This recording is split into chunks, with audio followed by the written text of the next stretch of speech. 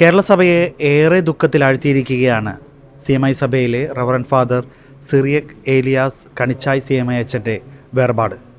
കഴിഞ്ഞ 50 വർഷങ്ങൾ അദ്ദേഹം കേരളത്തിലെ വിവിധ സെമിനാരികളിൽ അധ്യാപകനായിരുന്നു.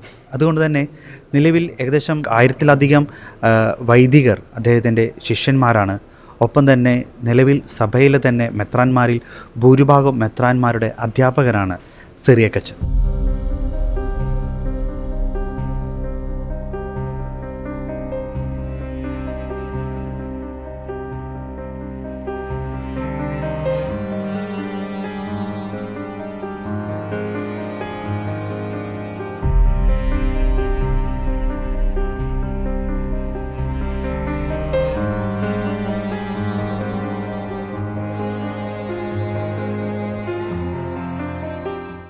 ഞങ്ങൾക്കേവർക്കും ഏറെ പ്രിയപ്പെട്ട ഞങ്ങളുടെ ഗുരുഭൂതനായിരുന്ന സിറിയക് ഏലിയാസ് കണിച്ചായച്ചൻ്റെ ദേഹവിയോഗത്തിൽ 1989 ആലുവ സെയിൻറ്റ് ജോസഫ് മംഗലപ്പുഴ സെമിനാരിയിൽ നിന്ന് വൈദിക പട്ടം സ്വീകരിച്ച എല്ലാ വൈദികരുടെയും പ്രതിനിധിയായിട്ട് ഞങ്ങളുടെ അനുശോചനം ഈ അവസരത്തിൽ അറിയിക്കുകയാണ്.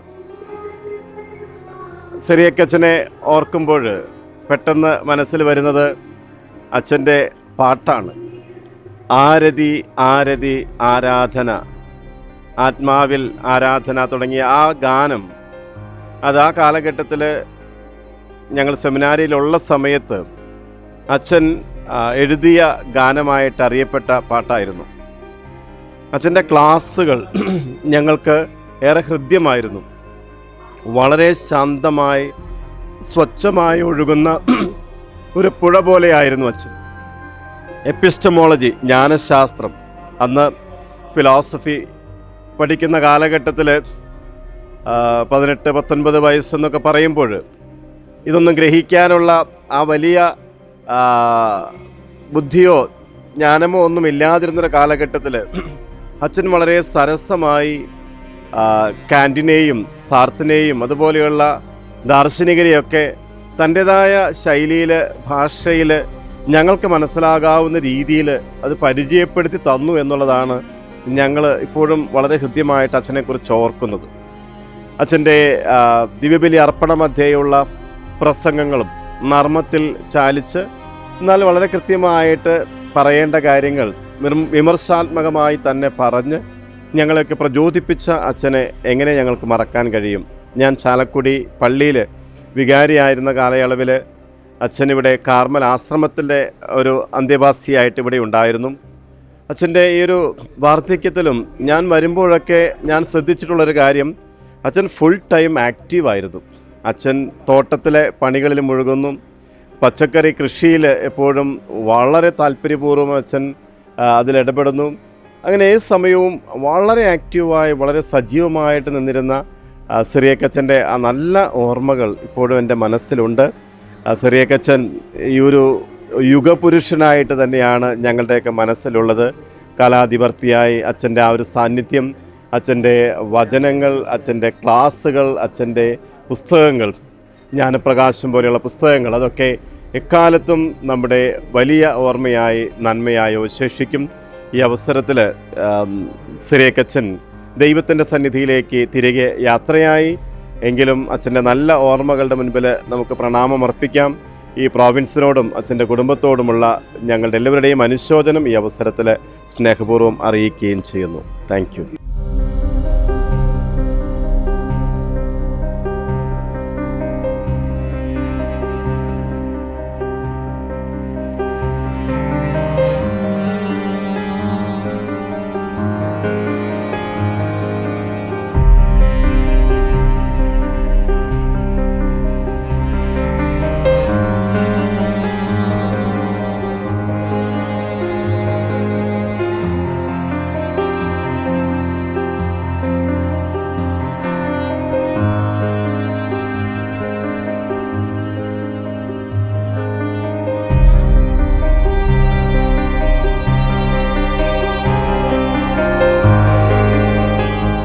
ആദരണീയനായ സിറിയക് കണിച്ചായി അച്ഛൻ വാക്കുകളിൽ നിർവചിക്കാനാവാത്ത ഒരു ബഹുമുഖ പ്രതിഭയായിരുന്നു.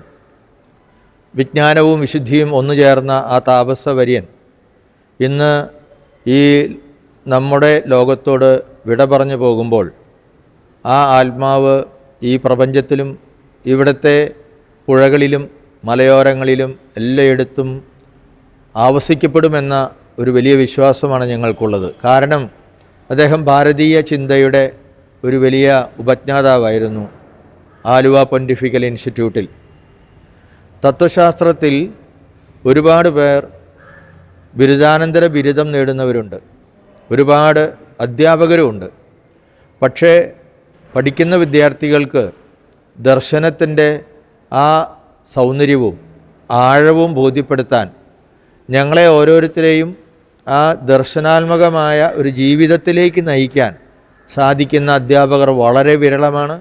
അതിൽ ഒരുപക്ഷെ ഏകനാണ് എന്ന് വേണമെങ്കിൽ പറയാം. അഗ്രഗണ്യനായിരുന്നു കണിച്ചായച്ചൻ. സ്വതസിദ്ധമായി അദ്ദേഹം പഠിപ്പിച്ചിരുന്ന എല്ലാ വലിയ തത്വചിന്തകരെയും വ്യാഖ്യാനിക്കാൻ അദ്ദേഹത്തിന് സാധിച്ചു. അനുദിന ജീവിതവുമായി ബന്ധപ്പെടുത്തി അദ്ദേഹം ഞങ്ങളെ പഠിപ്പിച്ചു. ഓരോരുത്തരിലെയും വളരെ വിമർശനാത്മകമായി കാണാനും വിമർശനാത്മകമായി ഈ സമൂഹത്തെ മനസ്സിലാക്കാനും അപഗ്രഥിക്കാനും, എന്നാൽ അതിനൊക്കെ ഒടുവിൽ വളരെ ആത്മീയമായ ഒരു കാഴ്ചപ്പാടോടുകൂടെ അതിനെ സമന്വയിപ്പിക്കാനും അച്ഛന് സാധിച്ചു എന്നുള്ളതാണ് ആ വലിയ പണ്ഡിതൻ്റെ കഴിവ്. കാരണം ഒരുപാട് തത്വജ്ഞാനികൾ പലപ്പോഴും സഭയ്ക്ക് വിരുദ്ധമായിട്ടും ആത്മീയതയ്ക്ക് വിരുദ്ധമായിട്ടും മതത്തിന് വിരുദ്ധമായിട്ടും സംസാരിക്കുമ്പോൾ സഭയിലും സമൂഹത്തിലുള്ള കുറവുകൾ കാണിച്ചു തരുന്നതോടൊപ്പം എങ്ങനെ ആത്മീയമായിട്ട് അതിനെ നേരിടാം, ആത്മീയമായി എങ്ങനെ അതിനെ സമീപിക്കണമെന്ന് കൂടി പഠിപ്പിച്ച ഒരു വലിയ വിശുദ്ധനായ വൈദികനായിരുന്നു അദ്ദേഹം. അദ്ദേഹത്തിൻ്റെ ലാളിത്യം നമുക്ക് ചിന്തിക്കാൻ പറ്റാത്ത അത്ര ആഴപ്പെട്ടതും സ്വകാര്യവുമാണ്. ഒരു CMI വലിയ കുടുംബത്തിൽ, കണിച്ചായി കുടുംബത്തിൽ ജനിച്ചവനാണെങ്കിലും അദ്ദേഹം ഏതാണ്ട് അവസാന കാലഘട്ടം വരെ അദ്ദേഹം ട്രാൻസ്പോർട്ട് ബസ്സിൽ കയറി സാധാരണ യാത്രക്കാരനെ പോലെ ഒരു സാധകൻ്റെ ഒരു സഞ്ചി കയ്യിൽ തൂക്കി ആണ് യാത്ര ചെയ്തിരുന്നത്. വാഗമണ്ണിലെ കുരിശുമല ആശ്രമത്തിൽ വെച്ച് ഞങ്ങൾ പലപ്പോഴും കാണാറുണ്ട്. ഏറ്റവും അവസാനം അദ്ദേഹം അവിടെ നിന്ന് 4-5 വർഷങ്ങൾക്ക് മുമ്പ് അവിടേക്കുള്ള യാത്ര നിർത്തി പോരുന്ന ആ ഒരു അവസരത്തിൽ അദ്ദേഹത്തിൻ്റെ കുറേ ഡോക്യുമെൻറ്റ്സും ഒക്കെ ആയിട്ട് എനിക്ക് തിരിച്ചു കൊണ്ടുവന്ന് അദ്ദേഹത്തിന് നൽകാനായിട്ട് സാധിച്ചു. അന്നാണ് ഞാൻ അദ്ദേഹം എത്രയോ ലളിതമായ സഞ്ചിയുമായിട്ടാണ് ഈ ഒരു വഴിപ്പോക്കൻ്റെ പോലെ അദ്ദേഹം നടന്നു നീങ്ങുകയായിരുന്നു.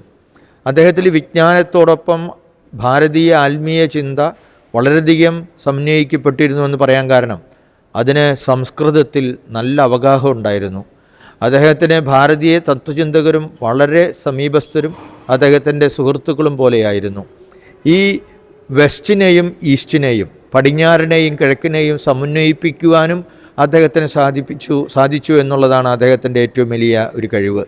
അദ്ദേഹം ബഹുമുഖ പ്രതിഭയാണ് എന്ന് പറയാൻ കാരണം ഇത്രയും വിജ്ഞാനവും വിശുദ്ധിയുള്ള ഒരു വൈദികനായിരുന്നു എങ്കിലും അദ്ദേഹം വളരെ സരസമായിട്ടാണ് സംസാരിച്ചിരുന്നത്. കൊച്ചു ഉദാഹരണങ്ങളിലൂടെ വളരെ ഇന്ന് നടക്കുന്ന സാമൂഹികരമായ അവസ്ഥകളെ വളരെ ക്രിയാത്മകമായിട്ടും അതേസമയം അല്പം സർക്കാസ്റ്റിക്കായിട്ടും അദ്ദേഹം അവതരിപ്പിക്കുന്നത് കണ്ടു കഴിഞ്ഞാൽ ഏത് ചെറിയ മനുഷ്യനും അത് മനസ്സിലാക്കാൻ സാധിക്കും.